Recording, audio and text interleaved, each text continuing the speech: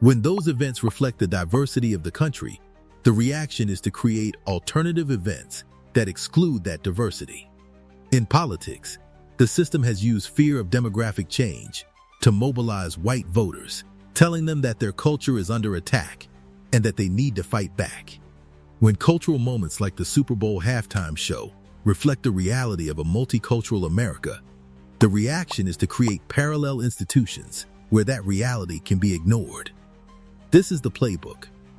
Center whiteness, create alternative spaces when diversity is unavoidable, and frame it as a culture war. And it's working for a small segment of the population, but it's also isolating them. Let me bring this home with real voices, because this moment reveals a deep divide. A Black music fan told me that watching 5 million people tune out Bad Bunny to watch Kid Rock is proof that racism is alive and well. He said it's not about the music, it's about the fact that they can't handle a Latino artist being celebrated.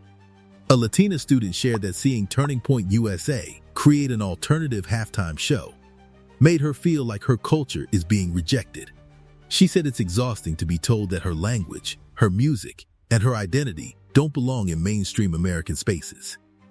A white ally said that he's embarrassed by the people who tuned in to the All-American halftime show. He said it's a self-report, and it proves that they're more interested in maintaining white supremacy than celebrating great art. These stories prove that this moment is not just about entertainment. It's about who gets to be seen, who gets to be celebrated, and who gets to define what it means to be American. The Bible says, if a house is divided against itself, that house cannot stand. And that's exactly what we're witnessing. America is divided. And the people who are creating alternative spaces, who are tuning out diversity, and who are clinging to a version of America that never existed, they're not building.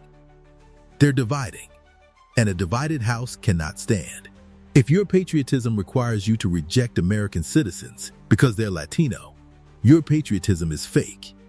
If your love for America depends on it staying white, you never loved America. You loved white supremacy. If your values require you to create safe spaces to avoid diversity, your values are weak. Family, let this be a lesson. Turning Point USA did not crush the NFL. They did not deliver a devastating blow. They peeled off 5 million people who were so uncomfortable with diversity that they chose to watch a low-budget concert instead of the Super Bowl halftime show.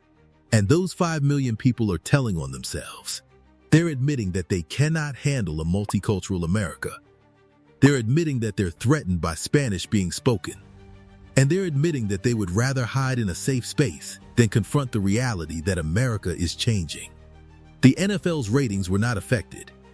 Bad Bunny's performance was watched by over 120 million people, and the Super Bowl set a new viewership record. So while Turning Point USA is celebrating, the reality is that they lost. Culture moved forward without them, and they're being left behind. Here's what I need y'all to understand. This is not the first time conservatives have tried to create alternative spaces to avoid diversity, and it won't be the last. But every time they do it, they reveal their weakness, they reveal their fragility, and they reveal that they know they're losing. Because if they were winning, they wouldn't need to create alternative spaces. They would just enjoy the culture as it is. But they can't, because the culture is multicultural, multilingual, and moving forward. And they're stuck in the past. I also want to say this. The fact that 5 million people tuned in to the All-American halftime show is not something to celebrate. It's something to mourn. It's a reminder that racism, xenophobia, and white supremacy are still deeply embedded in this country. It's a reminder that millions of people are so threatened by diversity that they will go out of their way to avoid it. And it's a reminder that the culture war is real, and it's being fought every single day. But here's the thing. The people who are fighting to maintain white supremacy are losing. They're losing in the courts, they're losing in the culture, and they're losing in the demographics. And they know it. That's why they're so desperate. That's why they're creating alternative spaces. And that's why they're so loud. Because they know their time is running out.